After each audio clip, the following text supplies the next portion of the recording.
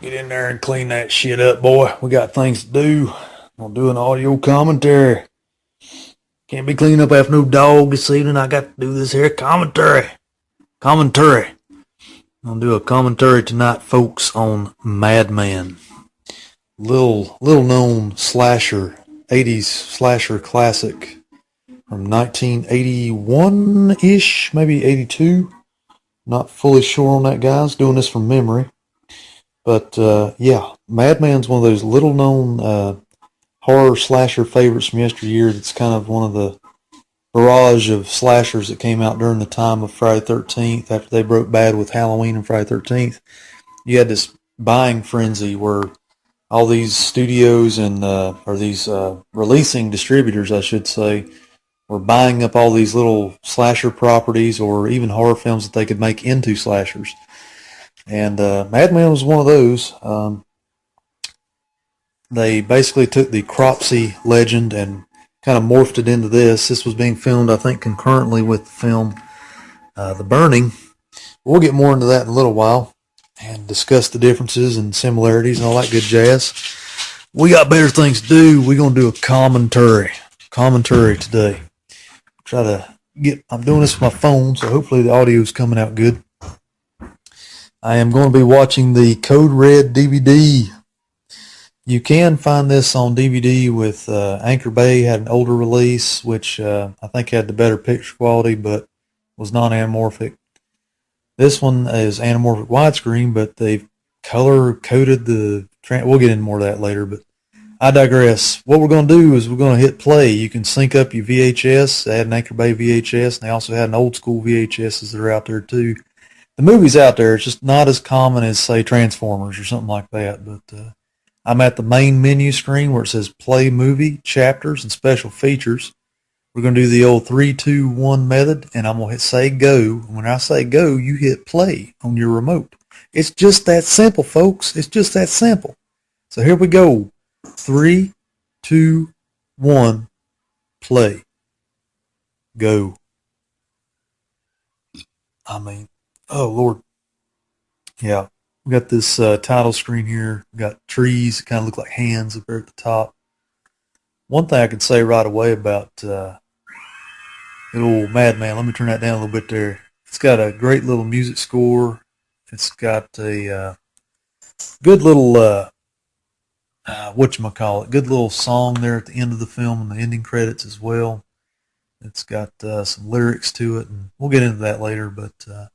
this is a little homegrown effort, little slasher film. They were filming it as a kind of a more direct take on the Cropsey legend of upstate New York, I believe it is, where that kind of derives its legend from. Whenever they were doing it, though, they learned along the way that through script by script that they found out that The Burning, which is based on the Cropsey legend, was being filmed concurrently. So they went and talked to those filmmakers, and they talked to the filmmakers of this film. They came up with, being that The Burning, I think, was a little bit further along, they went ahead and just kind of rewrote their script a little bit and made it Madman Marz, which is the nemesis or the bad guy, the Jason Voorhees of this film, basically. And that's how they came up with it. It's a straight, kind of by-the-numbers slasher, but it's better than average, and that's why I've always kind of put it up there a little bit. Got a little intro sentence here. It all started during the campfire at North Sea Cottages, a special retreat for gifted children. Well, shoot fire. Here we go. See, this one, where Madman kind of stands apart from other slasher clones that came out that didn't do so well, in my opinion. Movies like Final Exam and all those kind of that are slashers, but they're not as good. This one is out in the woods. It has counselors and children in peril from a bad guy nemesis. It's got a legend behind it. It opens with a campfire scene, and it's shot mostly at night. It has decent gore in it, decent suspense, albeit it's probably not on the same level as, say, Friday the 13th and some of those films that were done a little bit better. This one has everything that you would want in a good slasher, and a good standalone slasher, I should say it that way. Because I put this one up there neck and neck with The Burning. I used to like The Burning better, but nowadays I kind of like Madman better, but they're really close in story because of the Cropsey legend and all that. The Burning kind of follows the legend a little bit closer because they won the rat race as far as the storyline goes. But hey, man, slasher's a slasher. You just line them up, stick them in an isolated location, no authorities, and it's just knock them off one by one.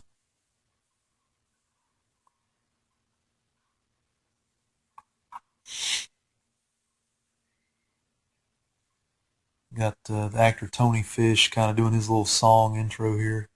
This DVD is the Code Red DVD I'm watching right now. It was dedicated to the memory of director Gione, I think so you say his name, and actor Tony Fish, the guy that's doing the little intro song here at the campfire. This DVD sports TV spots and theatrical trailers, audio commentary with producer, director, and cast. Band fans of Madman, Vintage Image Gallery, New Anamorphic Transfer, The Legend Lives, a documentary, 30 Years of Madman, which I need to give a quick shout out to the boys over at Dead Pit, CK and Uncle Bill. They show up in this documentary that's on this DVD. It's pretty cool. They're pretty prominently shown in that documentary as well, kind of giving the lowdown on the Madman story and how they just kind of professing their liking for the film and everything, and among other fans that are real big fans of this film as well. I saw this film for the first time on a rental VHS tape at a. I didn't see it right away. I didn't see it growing up or anything like that during the VHS boom of the 80s or even the 90s, I don't think. I saw this movie probably late 90s, post Scream. When Scream took off, I was kind of in a slasher vibe again. I'd just gotten out of the military and I was kind of going to the local video store where I grew up and rekindling my romance. Because when you're away in the military, you don't get to see a lot of movies because you're always busy. But whenever I got home off active duty, I started watching a lot of slasher films, rekindling my romance with horror films and stuff like that. Where better to do that than the video store? And this one I just found on the shelf. It had an interesting cover on it, kind of a silhouetted killer. And I just took it home, watched it, and I was like, dude, where has this film been my whole life? I mean, this little film is really good. Ooh, oh Lord, that was like a cantaloupe. Sorry guys, I digress. A little axe to the head action there. But they're just laying down the legend right now in the story, kind of telling the backstory of Madman Marz. He was a crazy farmer who killed his family and went down to the bar, got in a fight, and they figured out who did it, and they strung him up. And they thought that he's dead. But really, is he dead or not? There's like a little slight supernatural kind of spin on this film. Just a little bit anyway, because you don't really they don't fully explain, is he supernatural or did he really not die and he just kind of holed up in the basement or cellar of his old farmhouse or what? They don't really fully explain that, much like Michael Myers' backstory, which is what makes this movie really work, because it's why they just don't get modern slashers really correct nowadays, because they feel like they have to explain everything. Using Rob Zombie's Halloween as for example, they honestly just did not have to have all that backstory, or they should have done the flip side and just made it all backstory instead of just trying to remake everything. I don't know what the right answers are anymore, guys. I just know that older films like this, like Madman Marz and in this movie Madman, was a great nemesis. It's got a good tagline. It says, "Don't say his name." I say highly pick it up. I think you can still find these Code Red DVDs around. When I bought this DVD a few years back, it sold out twice in a row. I had to reorder it like 3 times before I actually got the DVD. Because Code Red has always been, I'm not going to say anything majorly bad about them. They put out some decent stuff here and there, but they don't put it out in big batches or anything. They're kind of like a little more fly by night than most companies, but they do give you some good stuff if you can get your hands on it. I think you can find the Anchor Bay disc around. I checked on it about a year ago. It was decently priced then, but unknown now. And who knows? They might actually put this out on Blu-ray one day, I hope. But I think I've heard stories about Scorpion releasing and a couple of other, maybe even Vinegar Syndrome. Some of these other smaller companies might release Madman, but who knows? when they put the Code Red DVD out, from what the Dead Pit Boys have said and what I've heard in other circles, is that I think the producer, Gary Sales, that still held the rights to this one, he just kind of was not so much a cash grab, but he just wanted to get in, get out, do the business, put the DVD out there, get it out, and then get back on to other projects. He didn't really want to spend a whole lot of time on it, which is a shame because it's a pretty decent, better than average slasher.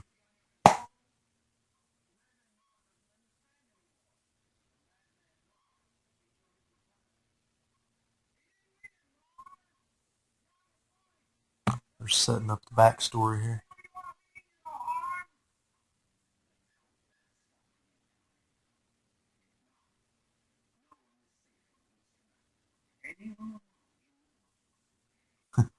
What's funny, I was watching a documentary of this. See, I love the documentary as much as I do the movie of this. They did a really good job on the getting the interviews and stuff for this film.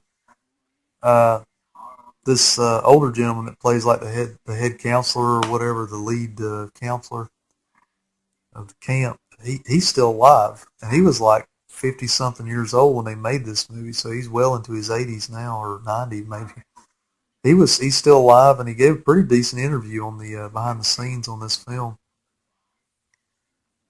You know, I don't have any disillusions about it. I know we all can't live forever. It's just when you stop and think about some of these old slashers like this, a lot of them have been out for a long time, 30, 40 years now. So, but what's funny is that a lot of these, either one or two things usually ever happens with these little slashers like this.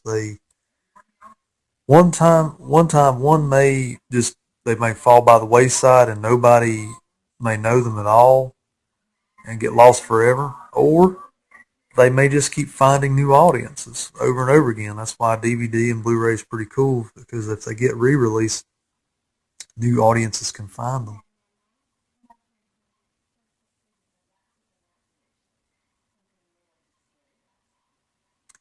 You notice this actress right here is, well, her real name is Galen Ross. We'll talk about that a little bit.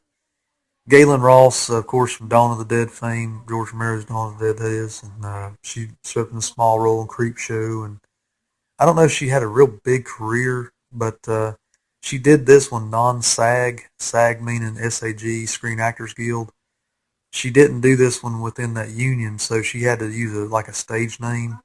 I think the stage name she used in this one was Alexis Dubin, and she got top billing in this film, and she played a pretty good part in a slasher film here, but pretty strong lead female role. But I hear tell through the grapevine, now I've not confirmed this personally, but being a horror nerd and going to some of these conventions, some fellas that have tried to get her to sign Madman paraphernalia like DVD covers and or poster, a couple of them, or more so than often, have said that she will not sign Madman things for that reason. She didn't use her real name and in this film, and she used a stage name or a pseudonym or whatever you want to call it, and or an alias, and that's one of the reasons why she won't sign a whole lot of Madman gear.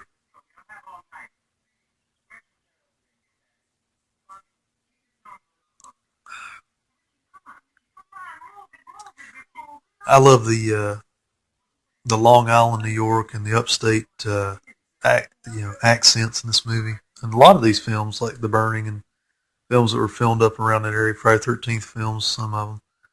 Uh, you can tell that the folks that they hired were local actors, indigenous to the area they were in, which gives it a certain charm. I mean, you know what to expect in the film in terms of acting.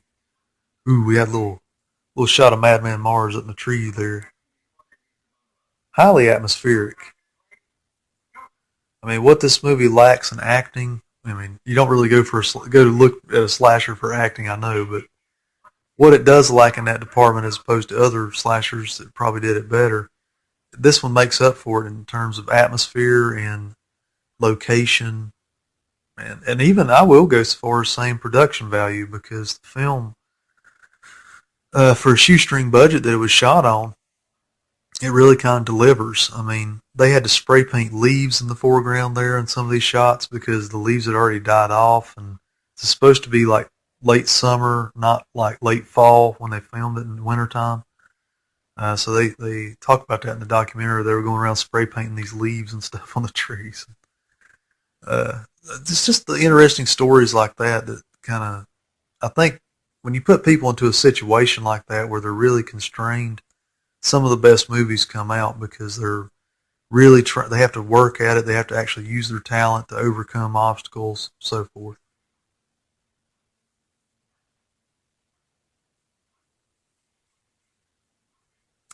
Get me a little water. When I start talking a lot like this, my throat gets dry and starts hurting. Ooh, got some long fingernails here. You start learning that you don't really know right away if the Madman Mars legend, if you've never watched this before, you don't really know if the legend is just a legend and there's just some crazy killer that's posing as Mars or whatever. But you kind of learn in the next few scenes that Madman Mars is still around. He's down in the cellar of his old house, and uh, the taunting of that child at the or the kid at the campfire scene really did kind of stir him out of his nest, and havoc ensues. And that's what you need for a slasher film. You don't need a. It's just all these remakes. That's what they don't get at these studios. You can throw 30, 50, $70 million at a project, and it's still going to be a turd. These films like this were filmed probably less than a quarter million, most of them total. I mean everything, and then they made such a killing at the box office. They may have only made 10 million, but you just made back tenfold of its budget in most cases. You know, you do the math. It's a self-explanatory process there.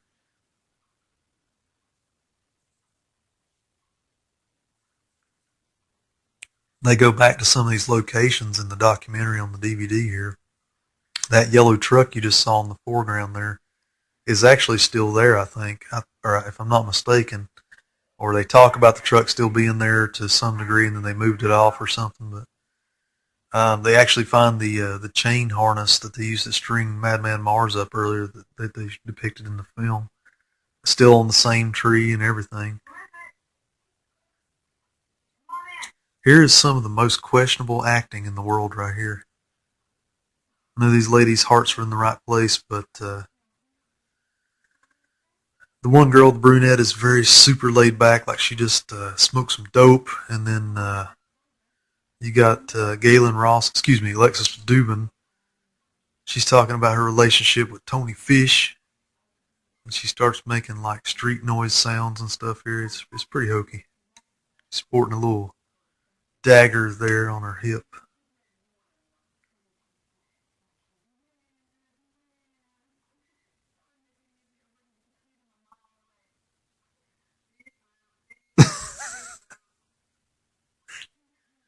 Yeah, okay.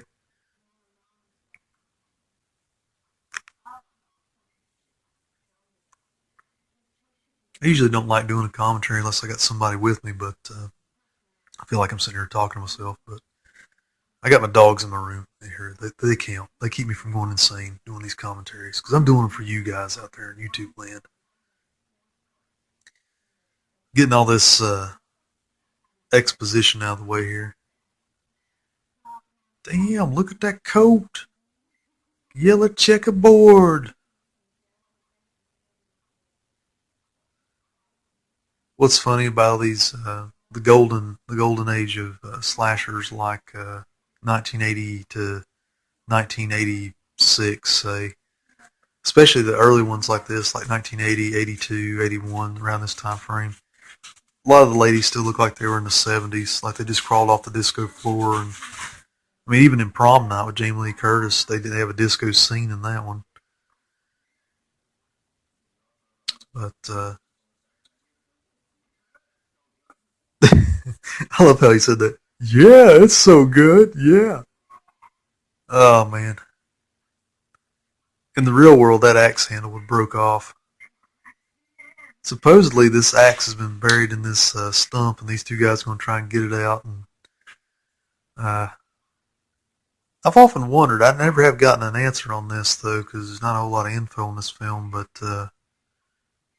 Madman Mars gets that axe later as his weapon of choice. He just pulls it right out of the stump, kind of like Excalibur or something, but because he's a big beefy guy.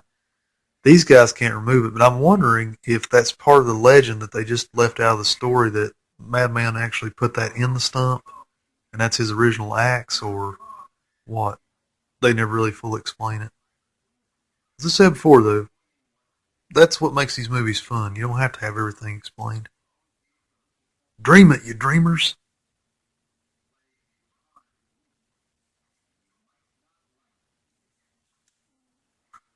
Oh, he looked like he had to take a shit. He'd be a winner. He'll be winning like Charlie Sheen.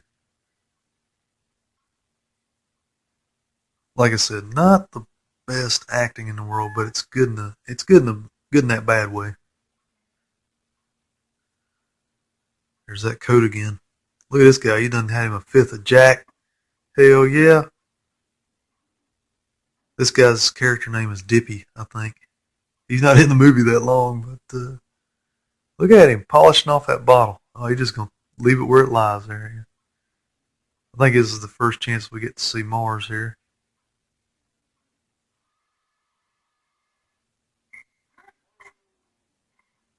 Oh Lord, ripped the guy's throat out with his bare hand there.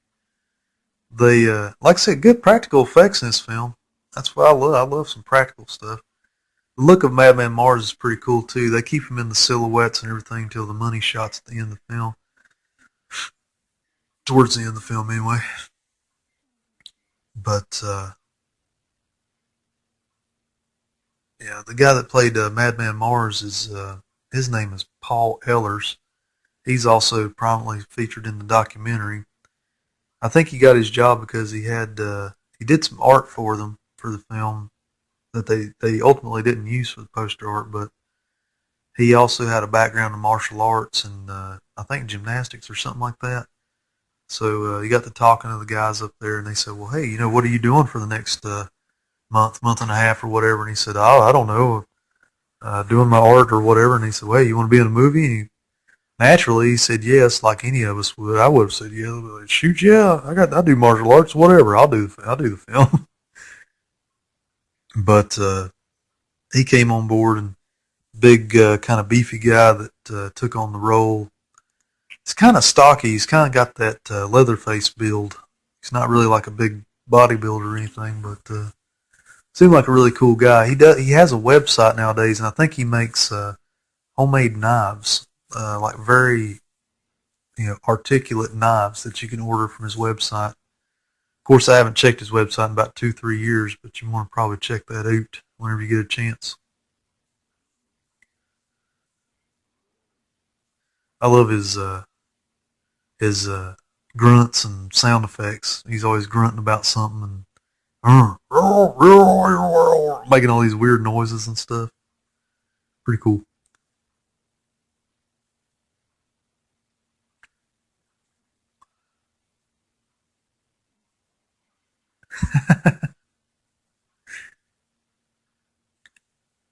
Sorry if you got some pauses in this commentary.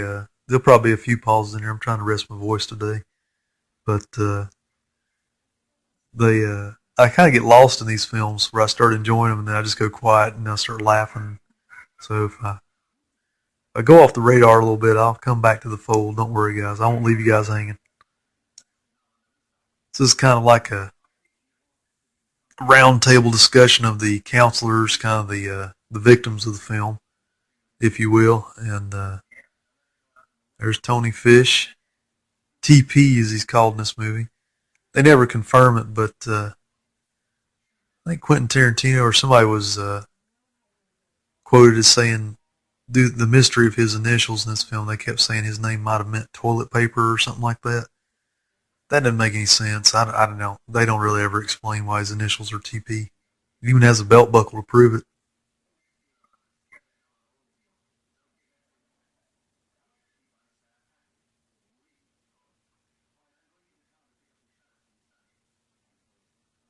You can go play some cards, man. Play some gin.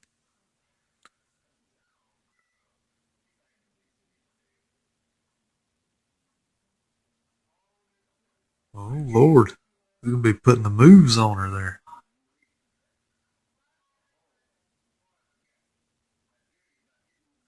Yeah, he's gonna tell them about their beer. He's like, save me some hooch.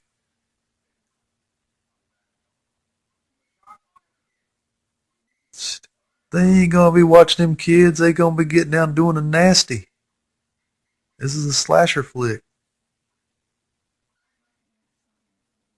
This is weird. This is like the weirdest speech right here.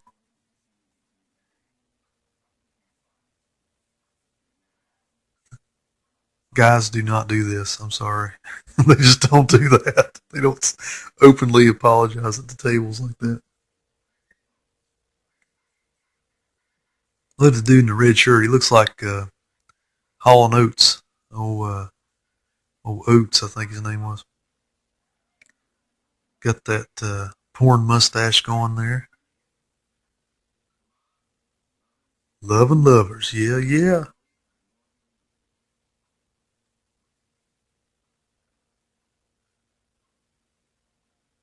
Oh, now here you got your obligatory slasher lovemaking scene. You got to work this in the. See, I told you by the numbers, man. This one hits all the numbers. You even got a little bit of music selection in this scene. Take time whenever you watch this, even if you don't listen to my commentary, listen to the lyrics in this guy that's singing. It just speaks for itself. TP's got an Audi. Yeah, yeah, check it.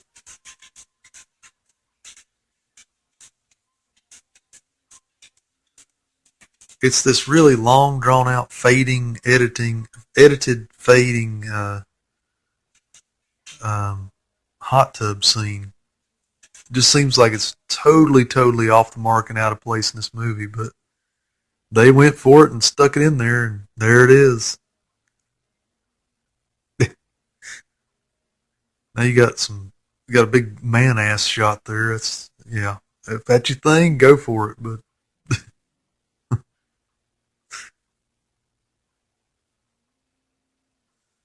hey, don't knock that lantern over now. That's one of them oil burners now. That thing will burn your ass up.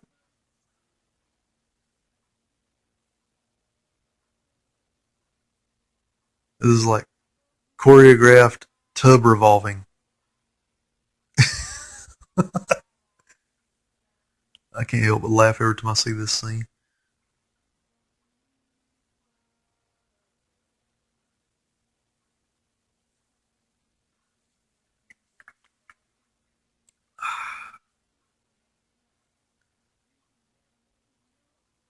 No.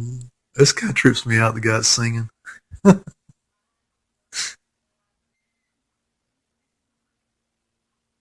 Ooh. Oh, she's giving him the eyes now. She's ready. He's going in. The fish is going in. TP's going to make his move.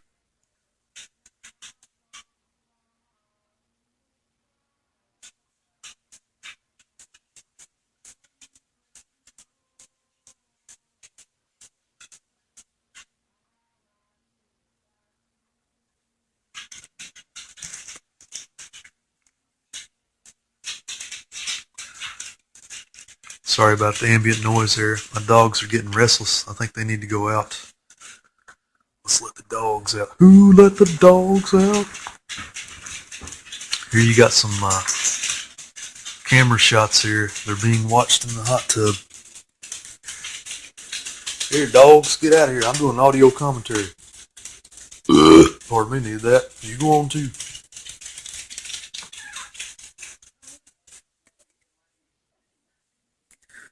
He didn't let her finish. The bubbles, man. They lost their bubbles. That's the problem. Shit. Ah, Lord. These movies, I tell you. I think he's going in for the second try here. Oop, pardon me. Yeah. Madman Marz he's a peeping Tom. Oh, little shot of Mars there.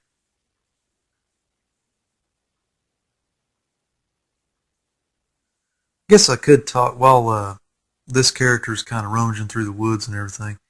The new DVD, a lot of fanboys and horror nerds and everybody. I'm one of them. Don't get me wrong, but everybody carries on about the color mess up in this movie. I think what they did was they tried to bring out the reds and some of the colors to even things out. But what they did was they upped the reds and the oranges in this movie so much it took away from most of the. It's filmed primarily at night, but the thing is, or actually, it's all filmed at night. But the movie itself on the Anchor Bay DVD and the old VHS, it had a real definitive blue tint to the whole entire movie, which kind of made it look like moonlight and really set the mood. When you watch this movie, it's like a night and day difference from most. I mean, a lot of these outside scenes like this aren't too bad, but like a lot of the interior scenes, you can definitely tell it's been treated not in a real careful manner. I'll just say it that way. Because I'm no expert, guys. I probably couldn't have done a better job myself. But the thing is, just as a consumer and a half-assed reviewer, I can honestly tell you I can tell a big difference. And I think it's not a deal breaker for me. I like having anamorphic widescreen transfer, and it transfers okay on this film. It doesn't look super great, but I do wish it had the original color tint to the movie. I love the little music cues whenever. Oh, oh, get up that hill now, damn it! See, I like those little synthesizer cues there.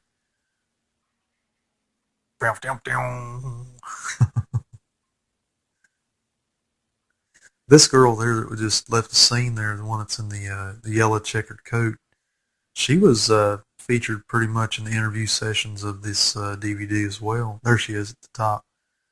Um, she didn't look like she changed all that much. She gave it. She seemed like a real happy-go-lucky person and commented a lot on her experiences on the film and how they made her death scene and all that stuff.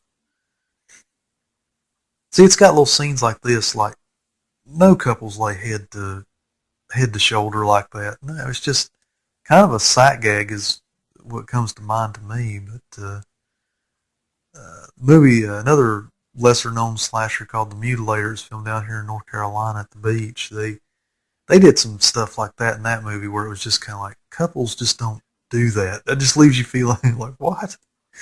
What are they doing? But I don't know. I've always liked this little film. I kind of go back and forth with Madman.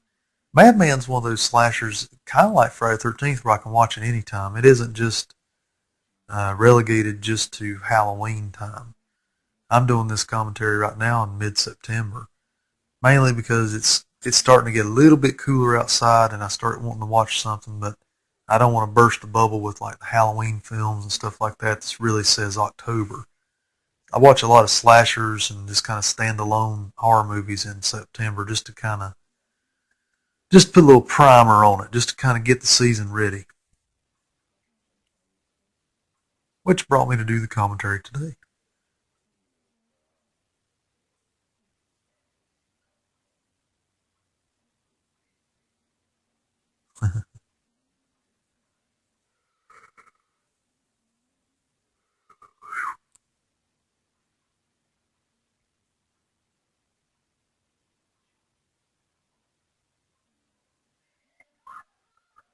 Oh, like they didn't see that coming. My God. Oh yeah, tickle him, yeah, yeah. And see, like some of the scenes, like this outdoor scene we're getting into now, where this kid's still running around the damn woods, that still has like the blue tint to it. That's the way the whole movie looked before. It's like they did mostly the interior scenes and a lot of the scenes around the cabins where they just amped up the reds and the oranges and maybe even the yellows to the point where they just, it's like they just kind of guesstimated it. It wasn't computer controlled or something. I don't know. Could be wrong, but that's just what I'm seeing on screen.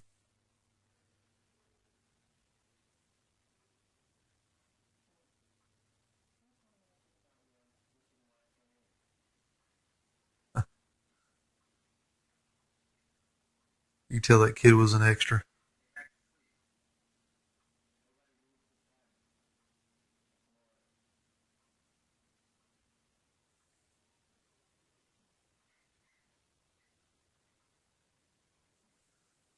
See what I was talking about outside the cabins? All the lights and stuff are all amped up orange and red. On the older prints of this film, it was a lot of this stuff was just blue. The whole outside was blue and gray.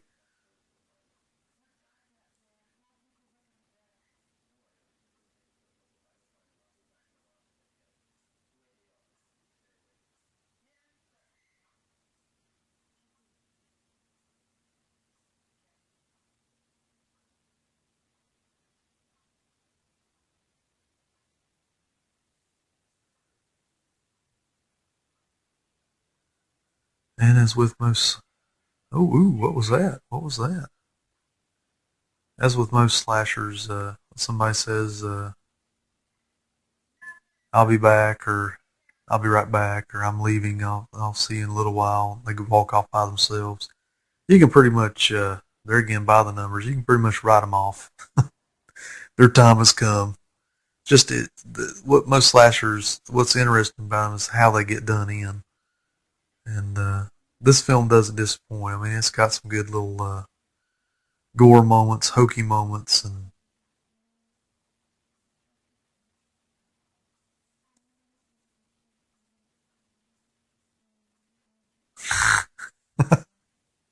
these two, I don't know.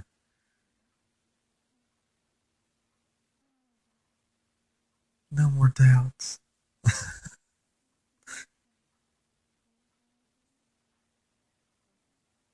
He's like, yeah, man, I got a porn stash. You're gonna be jumping in my tent any moment. Yeah. See, look at him. Look at this pimp. Got his red shirt on. He's going to town. We got TP kind of looking for the uh, stray camper there.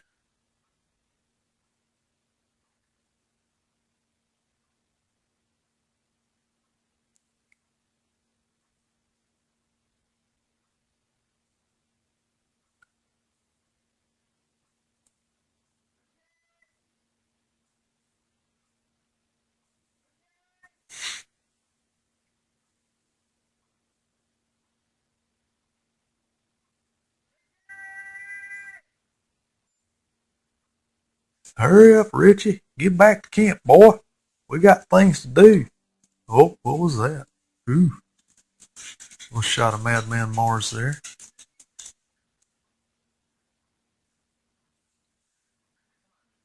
I'm gonna go get me a belt buckle tomorrow. It says TP on it.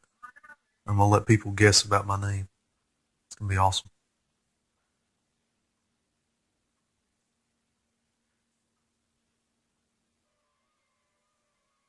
Again, cool music cues in this film.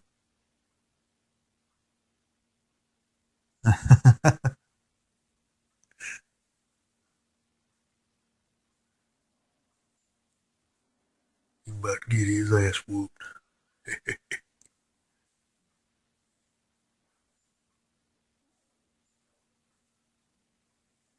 My dog is going crazy over here. I don't know whether this movie's making her upset or what. It's rolling around.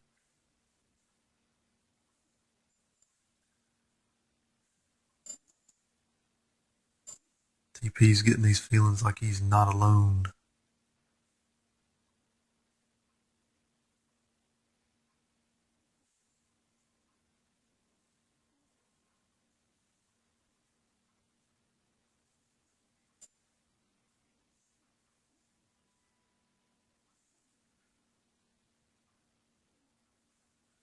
He's got that wind tunnel tested hairdo there. Yeah. He smells something. He's like, what is that? It smells like death. Oh, Lord. This scene's really good. I mean, where he drags him, and he really sells the strangulation thing here pretty well. I always thought anyway. Ooh, ooh. Here he goes. Whoa.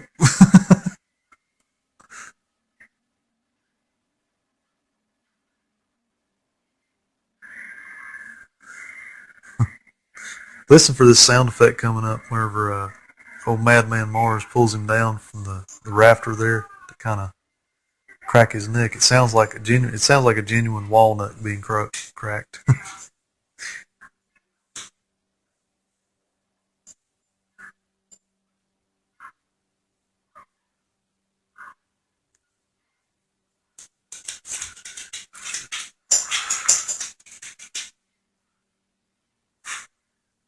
Get my dog in line here. Katie, go lay down. Go lay down. Go lay down. It's okay, doggy. It's just a horror movie. Go lay down. Oh, did you hear that crunch? It sounded like an old walnut at Christmas time. Love these. These are actually like feet boots or something that Paul Ehlers was talking about. His son was actually born, I think he said in the documentary, while they were filming this movie. And he was like made up in all the Madman Mars mask, feet, hands, and all that stuff. And he had to leave one night to go to the hospital for the coming of the baby. And long story short, you hear these stories all the time. People going to town to eat lunch with makeup on. He was actually there in like most of the Madman Mars makeup with blood on him and stuff. And he said that the nurses were trying to check him into the emergency room. He was like, no, I'm here for maternity, not emergency. Maternity. I'm here to try to. My son's being born. He had to explain to him real quickly that he was in a movie and he had to break away from the movie set.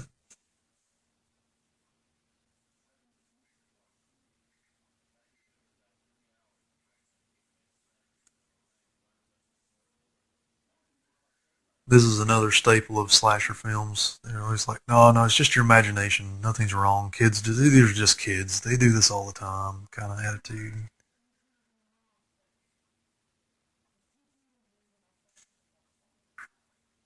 TP.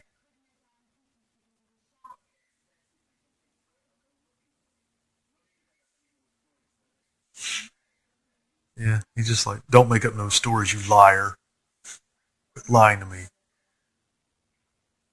So I guess I wonder who's going to get killed next.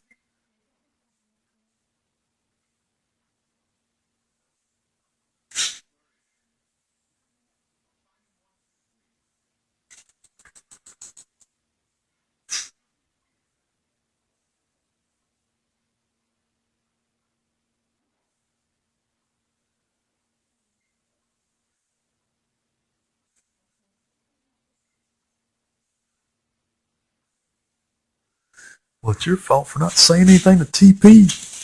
Why didn't you save TP? Gosh, these dogs are going crazy in here.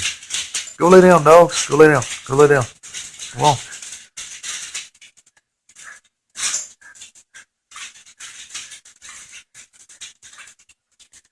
Here we got Madman Mars is going to go get his axe.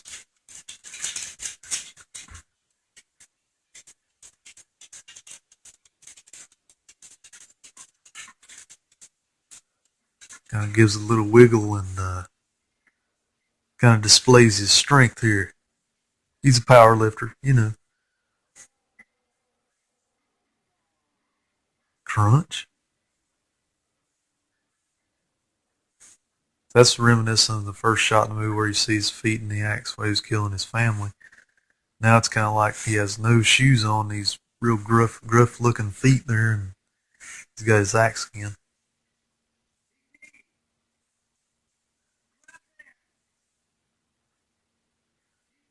Another staple of slasherdom. The next victims are always calling out the first victim's names, and they're always like, "Hey, TP, where are you?" And then they get theirs.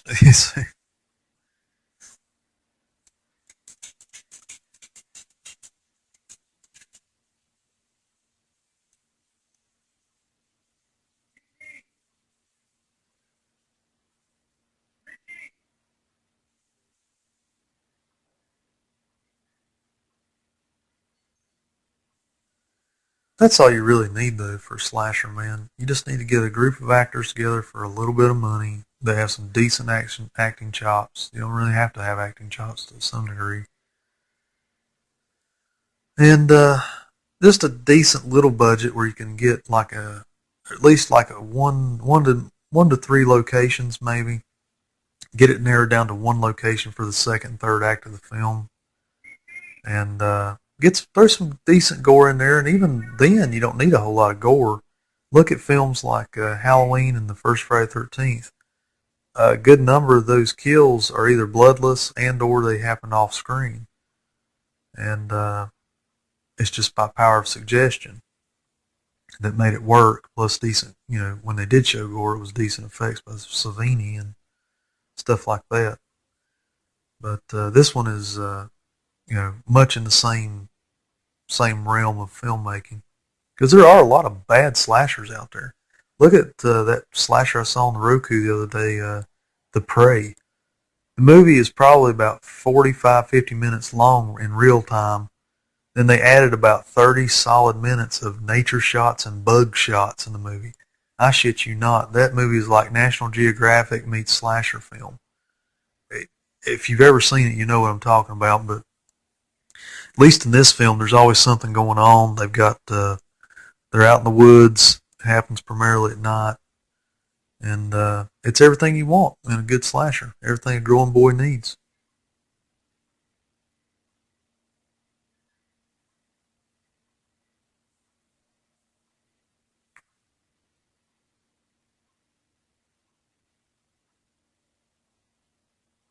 Oh, TP's just hanging around. Yeah, bad joke. Bad joke. Sorry, guys. So he sells that pretty good, man. They blued his face over and he's got his eyes rolled back in his head. I mean, he actually looks like he's been turned blue and strangled.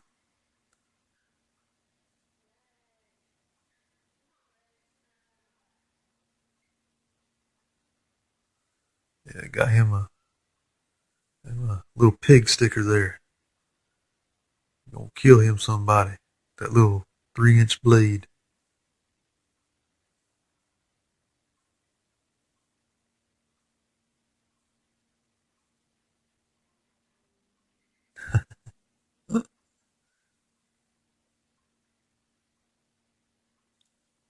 I guess I haven't talked about that. Madman Mars. I think they might have talked about it a little bit in the campfire scene, but Madman Mars gives off a certain like beast, like a smell of an animal, and just like TP, he smelled it before he gets attacked by Madman Mars here. Some good shots of Madman Mars here, walking around with the axe. I love that silhouette there. Yeah.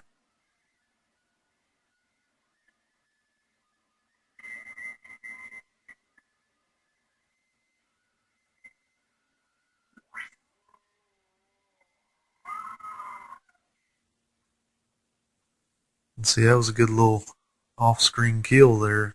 You don't have to show the gore every single time. You do, it kind of gets old.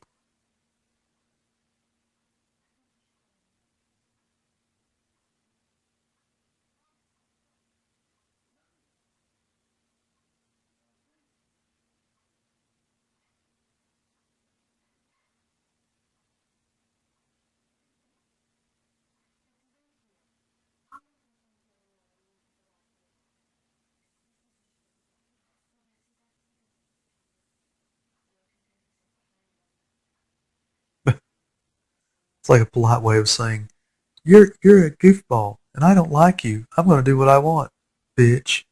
This is like the most polite way to tell you to go screw yourself in history right there. Ooh, got some nakedness going on here. Look at her peeping on these two.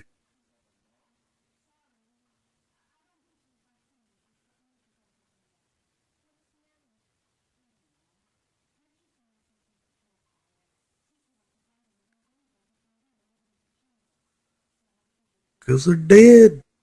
They ain't coming back.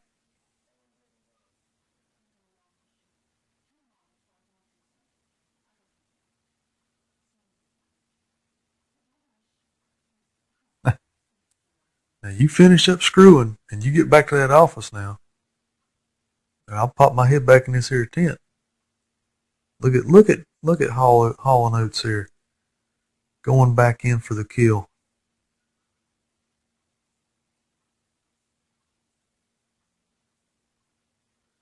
He's in that tent knocking that stuffing out that Egg McMuffin. See, that's what this, look at that. Little shadow with Madman running in the foreground. Slashers, I mean, that's what makes a good slasher. Atmosphere. You know, you can tell something's going on there, but you can't tell exactly what it is. Unless you got a lake, you got cabins. I mean, shoot, you got it all. Actually, I'm not sure if there is a lake. It looked like there's one back there. Anyways, yeah, I'm gonna get in this here Chevy pickup. Matches my coat, and we'll go. She gonna go to town. Crank that booger up. Piece of shit.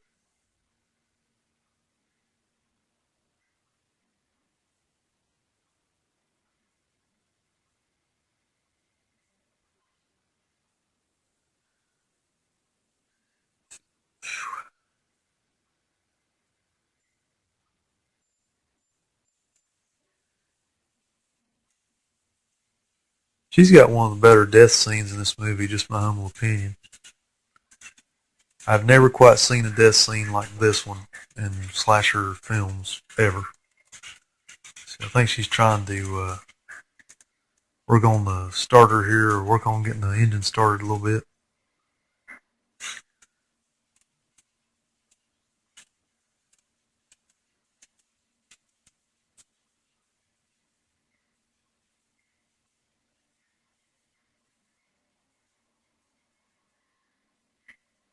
And that's old school truck here. That's like 60s or something.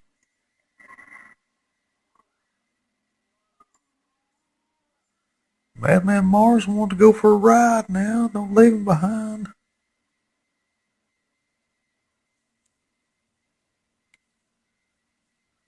Got POV shots here through the dark. That's a challenge in and of itself. That's so I've been told by many folks I've talked to in film.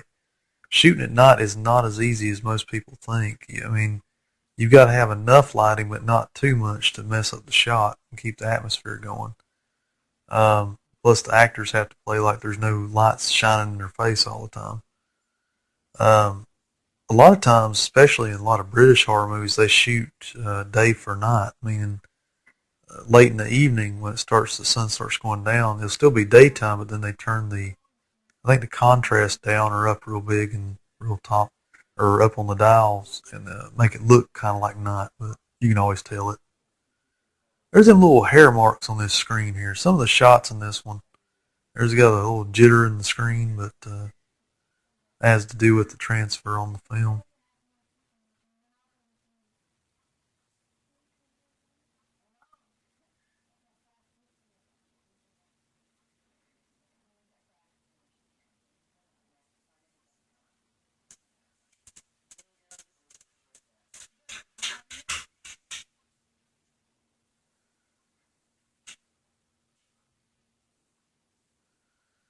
Oh, Lexus Dubin, secretary in the office there.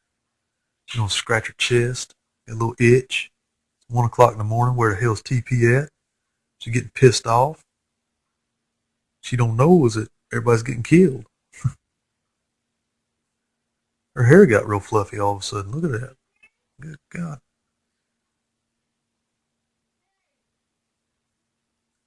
There again, like I was saying before, each victim that gets sucked in usually is calling out names of the prior victims in these films.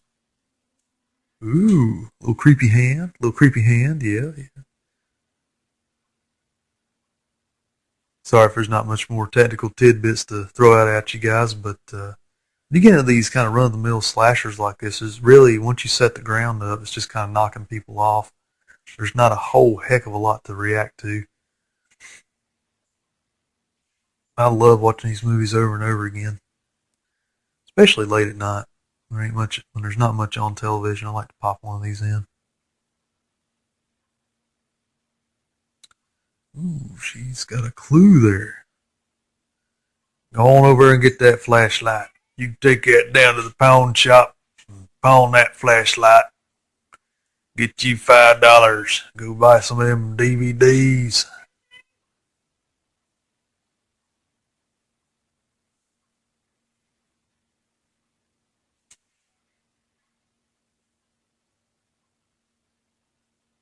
I had a lantern like that when I used to go camping. My father gave me one like that. It has the little burners on it. Pretty reliable.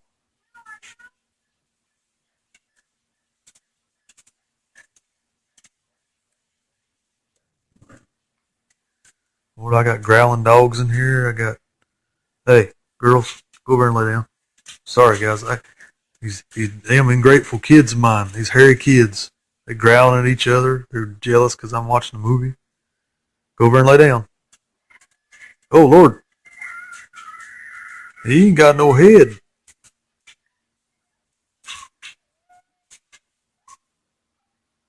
That's good hang time. Good hang time. That's pretty cool. That's like straight out of 80s horror right there.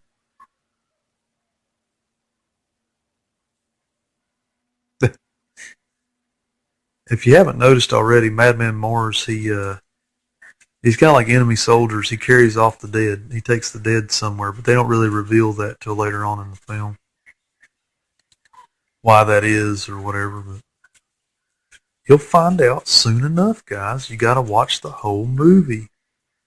You can't just skip ahead. You can't cheat on this test. Yeah, she's back in the chicken mobile here.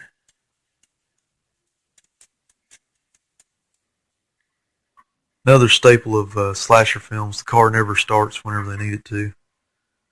You've got to put one of those kind of scenes in there. Yeah, beat on that thing some more. Maybe it'll start. Hit the damn roof. Hit the dashboard.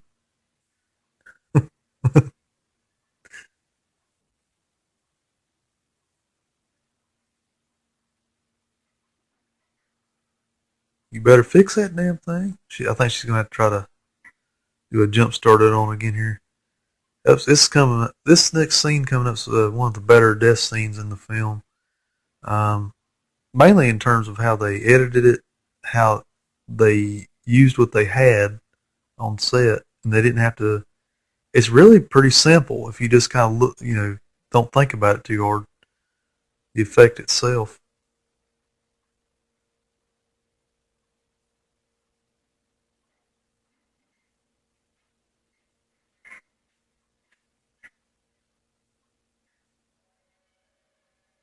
See how it's edited just perfect there where she raised the hood. Madman Marz come up from behind the window there.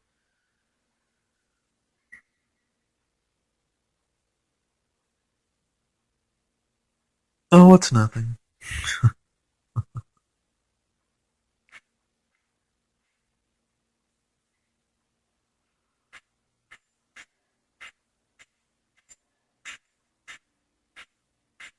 This is awesome.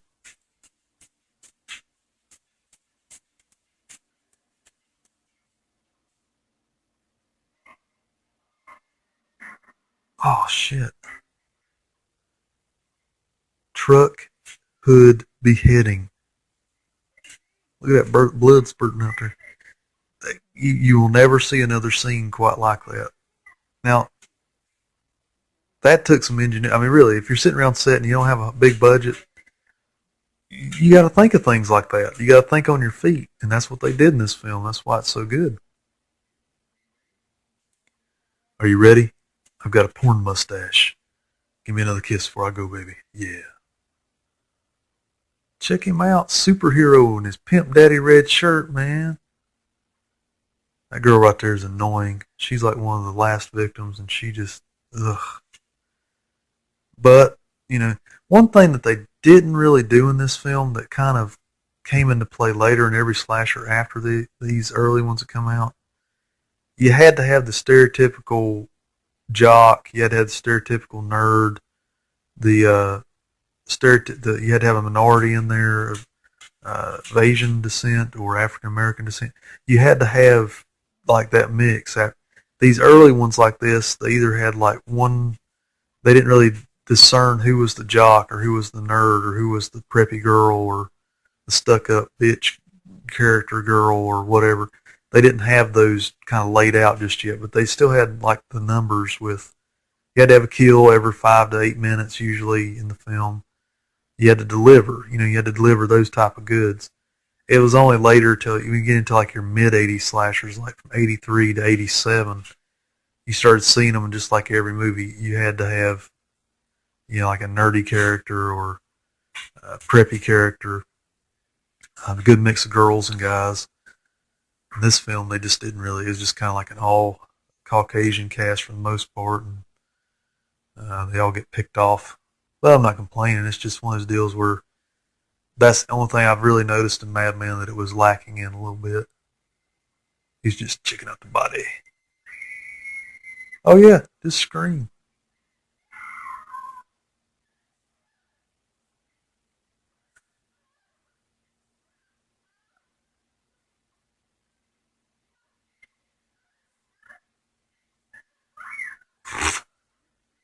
What is it, baby? You want to touch my porn mustache? Yeah. Look at my sheepskin, my sheep's wool vest here.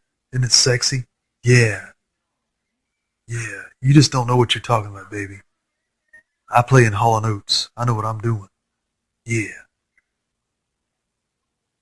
You heard the new album?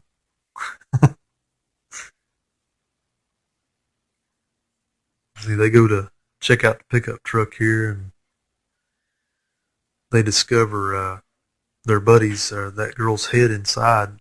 She kind of talks about that in the documentary, how they filmed that. They kind of put a bunch of engine parts around her head and just kind of kind of laid her on the ground and kind of dressed her up with these engine parts around her head and blood, gushing blood or whatever around her, and then just put the camera above her and shot it. And it's kind of like poor man's process, but it works. They did similar thing to, we'll say like Adrienne Barbeau's character in Escape from New York. They had the movie in the can, but they noticed they needed to have her death scene where she gets hit by the car be a little bit more bloody. So what they did was they went down to John Carpenter's garage where he was living at the time, and just laid her in front of a bumper of a car and poured blood all over her in her costume from the movie, and bam, there's your death scene. You don't really have to have, I think that's where the studios are missing out. They're always like, oh, we'll just do it in post. We'll do it in post, CGI, do all that. That's a lazy way of doing it, yes, but they forget if they just put a little constraint on people, constrain their budget a little bit, put them under some pressure, a lot of times they'll come up with some, heavens to Betsy, they might actually show a little bit of creativity. Oh, here we go. Look at this, guys.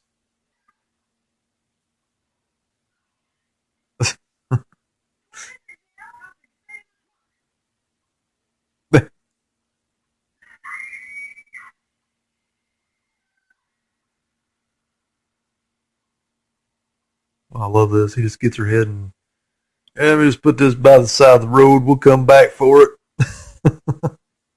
He ain't got no time to play, man. He's got a porn mustache. He's got a pimp daddy red shirt. He's TCBing, man, taking care of business.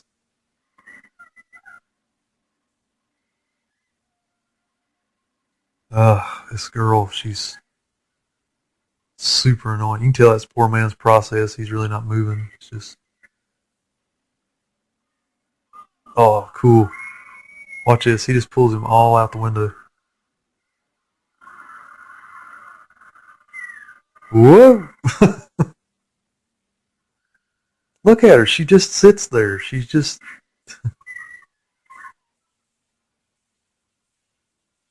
Ugh.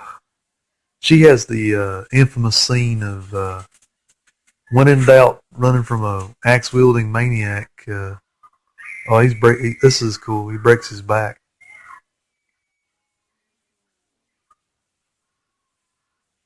midair there.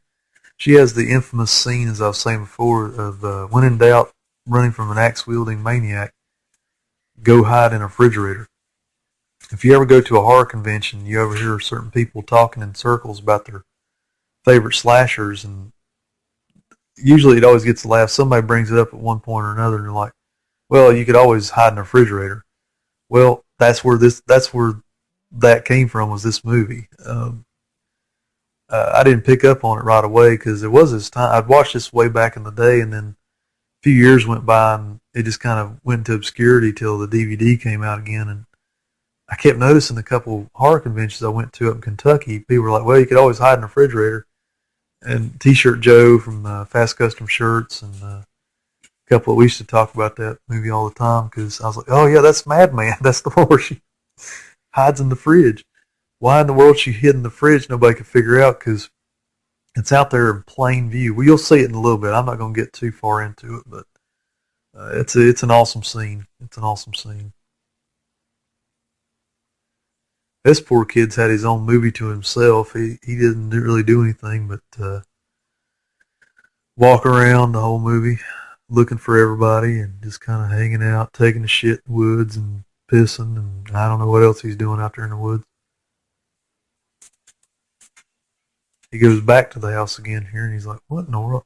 He's kind of like he's like our eyes. He gives us a point of view of Madman Marz after Madman's done the killing and stuff. Yeah, there's another scene where he's dragging a body somewhere, and you're kind of like, "What in the world is he doing with these bodies?" Well, you'll find out, dreamers. You have to dream it.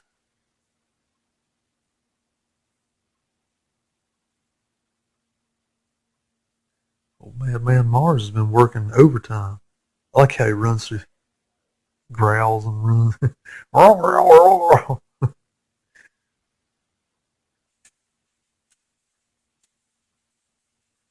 It's a shame that movies like this, Madman Marz, and even The Burning, and some of these kind of standalone slashers never really took off with any sequels, because they could have done sequels to this just as much as they could Friday the 13th or anything. People have to remember, especially the younger generations coming in now, the reason why Friday the 13th is still around in pop culture and or had as many sequels as it did is because at the time it was even more popular than John Carpenter's Halloween. John Carpenter's Halloween is the one that paved the way for independent. Everybody kind of gave everybody notoriety. This was made by independent on a independent feature made on a shoestring budget. Everybody went to see it. It picked up over time. Well, big studio by the name of Paramount Pictures picks up, gives Sean Cunningham a deal, and Sean Cunningham openly admits that he just ripped off Halloween, and they went and made their own kind of version of it. Well, it got distribution. That's the key word here, guys. Distribution by way of Paramount Pictures. They treated this independent film like it was a studio picture, put it out in like thousands of theaters, and when they did that, it spread like wildfire. Then everybody, all the other distributors and stuff were like, "Man, we got to get some more. This is real. This is a cash cow. We've got to get some more slashers out there and make some money." So movies like Madman that were probably languishing around in developmental hell for a while, or just kind of, they were still on the drawing board phase. They were just ideas in somebody's drawer. There was this buying frenzy where they had all these either holiday-based slashers and or standalone slashers from Legend, like Cropsey Legend, or April Fool's Day, or Happy Birthday to Me, Graduation Day. You know, I can sit here and name off New Year's Evil. I mean, all the different Silent Night, Deadly Night. They were all holiday-based. Some were just generic slashers, like Just Before Dawn it's a really deep, better than average slasher, kind of like this one, stands alone. And, you know, I might do a commentary on it too, because it's a go-to one for me. It had an interesting twist on the killer itself, but I digress. My point was that the reason why Friday the 13th was still around is because of the backing that it received from Paramount Pictures. Little films like this, Madman, it didn't get the backing like that. They were just kind of fly-by-night, get in, get out kind of features where they could get in and get a little bit of money made, make their budget back with some extra bank for the producers and everything. Usually the producers and or the people that put up the backing were the ones that got the money. A lot of actors and actresses that were in these films, they probably got paid scale or even less and just didn't get any money hardly at all from residuals or nothing. Um, the most infamous one probably is Texas Chainsaw Massacre in the mid '70s. There, uh, it just basically was made. It was basically backed by a company.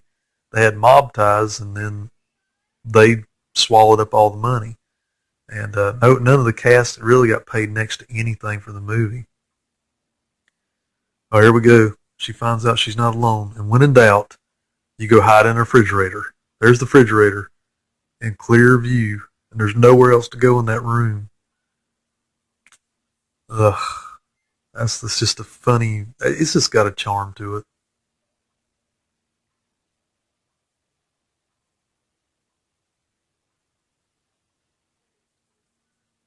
God, she's so annoying. The reason why I keep picking on her is because it's just like I don't have anything personal against the actress, but at the same time, she just doesn't sell it well. I mean, you got like good ones like Amy Steele from Friday 2. She is the heroine. I mean, you got Jamie Lee Curtis in Halloween. You've got strong leads like that. This one right here takes up a whole bunch of screen time here towards the end of the film and or midway through the film, and she just does not sell this well. She looks terrified, but she's not really. I don't really get it. I don't really believe it. Yeah, take her out, Mars. Take her out. Now you're getting to see Madman Mars kind of in full shots and lighting and all. Hell yeah. And so he clearly sees her go around the corner. Here we go. When in doubt, hide in a refrigerator and yell as you're doing it. Make a lot of noise. Oh, Lord.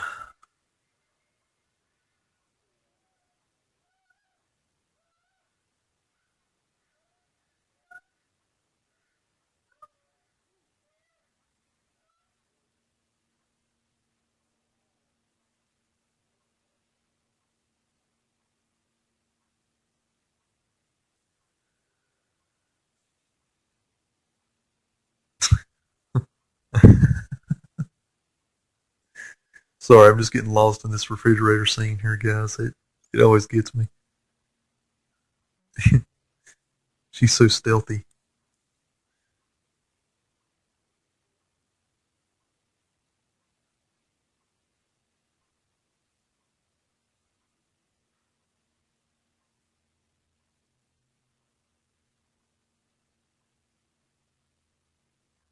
She got like a U.S. Army field coat on her hair or something.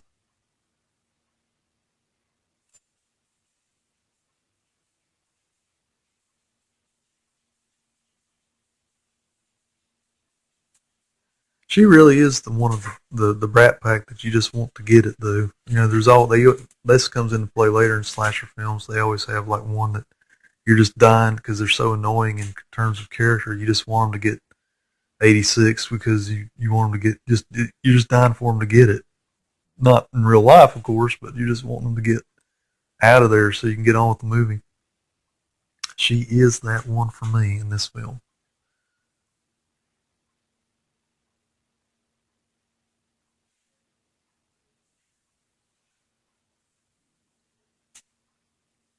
Where's Madman? Where did he go?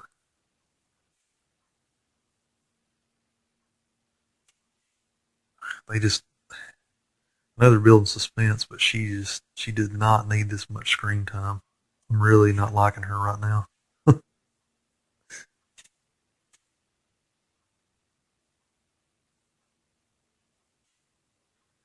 Thinking this campsite that they filmed this at, they talk about in the documentary. I could be wrong. It was either a real working camp, sort of like Friday 13th, or it was a like a retreat of some kind. I think the cabins have since been knocked down. Some of it's still there, I think.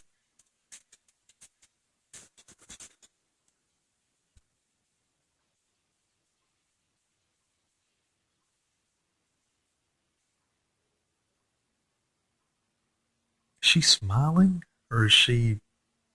I don't know. She just take her out, Mars. Oh shit! That was a good axe hit effect there. Look at that.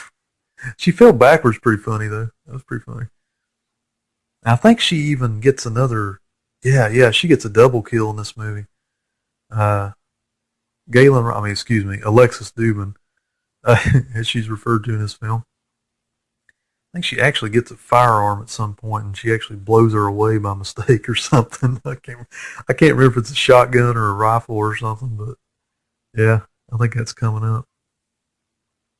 We're getting down to the nitty gritty, down to the last act of the film here. Kind of the lone survivor girl here.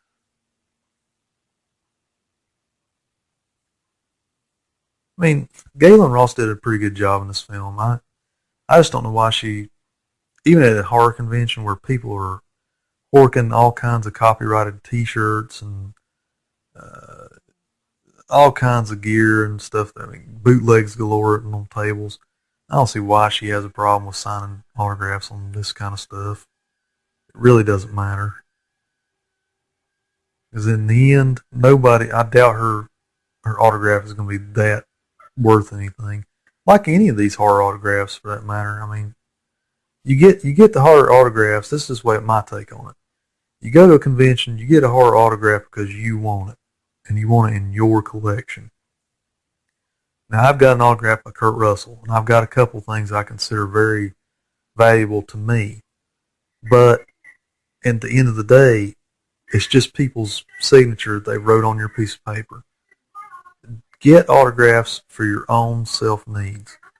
Don't get them for anybody else, and I wouldn't get them to resell, because chances are they're not going to be worth anything, especially if they personalize it on your poster or whatever.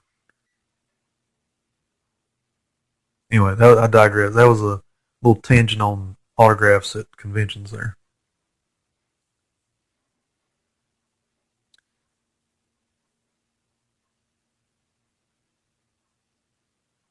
Yeah, man, she's gonna go for the gat. Gonna get her a old double barrel here, 12 gauge. It looks like. Yeah, take all them shells. Don't they just two?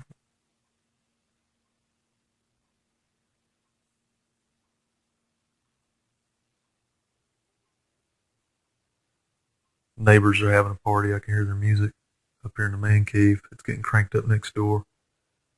Might have to crank up Madman. Do a little competition here, a little bit. Now she looks determined. She's got 12 gauge. Hell yeah, from the streets, Lexus Dubin, taking out the trash.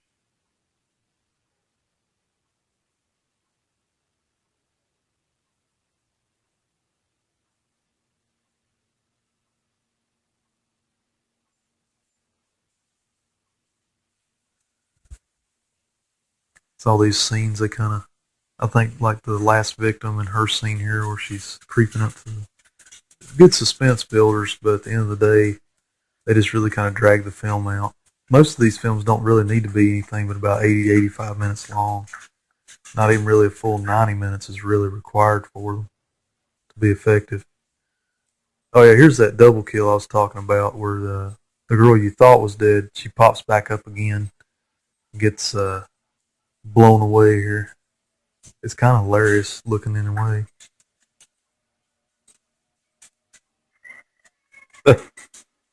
God dang. That was a pretty cool practical effect right there.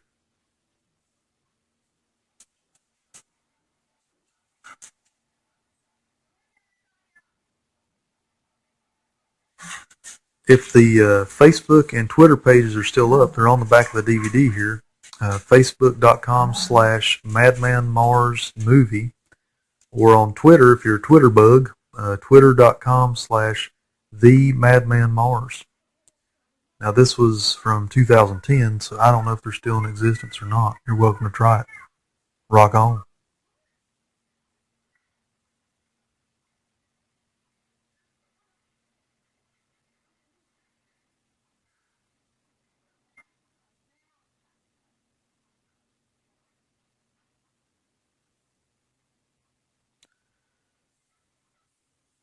We're down to the final girl. She's trying to get the campers to safety or whatever out of this camp. This is what I miss about slashers. Whether you had just counselors or even had campers there, kind of like Sleepaway Camp, where it was all about the kids or whatever. It's that whole atmosphere of being isolated out in the woods that really makes these little films like this work. And Just Before Dawn, you don't even have to have an uber amount of kills in the film. You just have to have effective kills in a really kind of not sequential really, but in a real kind of dutiful format where it has to be every 10 to 15 minutes something has to happen. Some films that miss the mark, like Final Exam, for example, I'm always picking on it. Nothing really happens in that film for like a solid hour till about the last half hour. It's all kind of set up and everything, and other hijinks ensue. This movie delivered. Look, she's beating the crap out of Madman Marz right now. You're getting action, you're getting horror, you're getting suspense, good gore for the gore hounds. That's what makes a good slasher.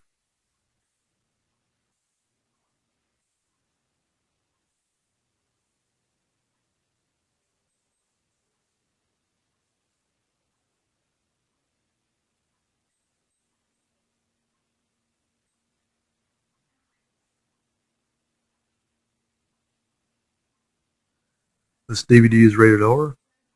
It is region code 0, so it can be watched anywhere in the world, I believe. Don't leave us, Betsy. It is Code Red DVD number 39. I'm not a really uber fan of Code Red because just really because of availability. I'm a lazy guy. I like to be able to get on Amazon and order that junk, get it to the house, to his house. But this is the 30-year anniversary edition. I had to jump the chance to get it. I don't want to say it's rare, but it's hard to get Code Red stuff pretty regularly. They don't sell primarily on Amazon unless it's like a used one or something. Just go to their website. I believe it's codereddvd.com, and it'll give you some links to where you can go buy their stuff and what's available at this point in time. They are getting into the Blu-ray market. Their Blu-rays are kind of like Twilight Time, where they're done in small batches on the fly, and you just have to kind of buy them when you can. So go figure, and good luck, good hunting when it comes to Code Red DVDs. There have been some good releases they put out. They put out Nightmare and Damaged Brain, or just Nightmare, whichever you want to call it. That one's gotten it's went up in price because I don't think it's in print right now. I was lucky enough to meet Cleve Hall, special effects man down in Charlotte at a convention a couple years ago. He signed that DVD. I don't know if it's worth anything now or what, but point being, Code Red puts out some stuff, but you got to buy it when it comes out. Get it while the getting's good, and you might have to pay some dollars for it. In a lot of cases, they're more expensive than Scream Factory that I've seen, but I don't know. I didn't want to make this a Code Red commentary. I'll be talking about them all day, or DVD releases, Blu-ray releases, all that kind of junk. It says this is an anamorphic widescreen transfer from an HD master, which kind of leads me to believe there's got to be an HD version of it somewhere that they could probably make into a Blu-ray. Pardon me. Getting down to the nitty-gritty, she's stalking through the old farmhouse, and Marz is stalking her. Coming to the final showdown or confrontation here. Now, girl, you know it's better than go mess around somebody's house with a shotgun. They not take kindly to that now.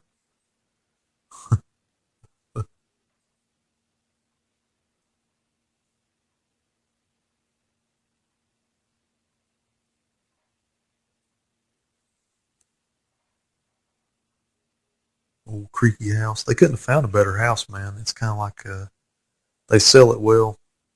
It doesn't have to be dilapidated, but it has to be kind of old and kind of fallen into disrepair kind of setting. They could be making so many great slashers right now. Even just standalone cash grab slashers like this. They got all this direct-to-video crap, but it's just so watered down. And another thing that hurts these newer slashers that are out, I commend people for trying, because there have been some good ones that leak through, but we won't even talk about studio involvement or interference, I should say. We're talking about the independent features that come out straight to DVD, straight to Netflix or whatever. A lot of times they, oh Lord, she done fired off the gat. Better reload that thing. There's Mars. But what I was saying is just they basically they might be putting some heart and soul into it, but at the end of the day, they put all these actors in there that look like they're the model of the month or model of the year. When you watch these old slashers like this, they were not models. They would look like regular people. Look. They might have dated hairstyles and clothing and stuff like that, but they sell it good because of that very reason. You're getting some good shots of what Madman Marz looks like here. He's done slashed Galen Ross's face open here. He's pulling her down to where he's been taking these bodies. Another creepy thing, because you've been wondering the whole movie, what in the world is he doing with all these bodies, these people that he kills? He's taking them down to the cellar.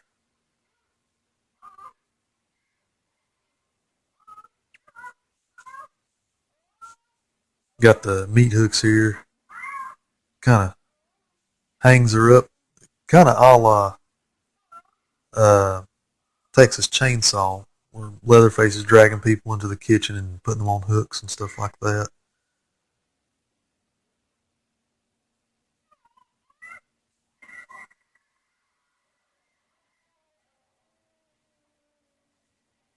I love his little growling yell that he does here in a little bit. He sees the fire. Accidentally set fire to his lair there. And there's all the counselors up on meat hooks. And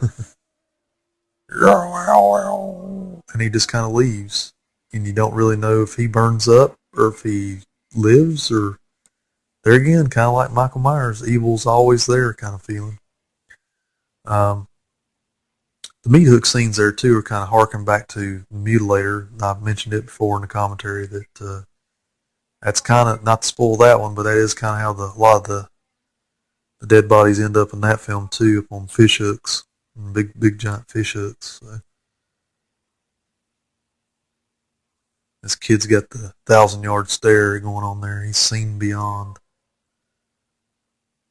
This is a good little touch here at the end too. He kind of recollects all the people that were lost. He got to see all these things happen for the most part, and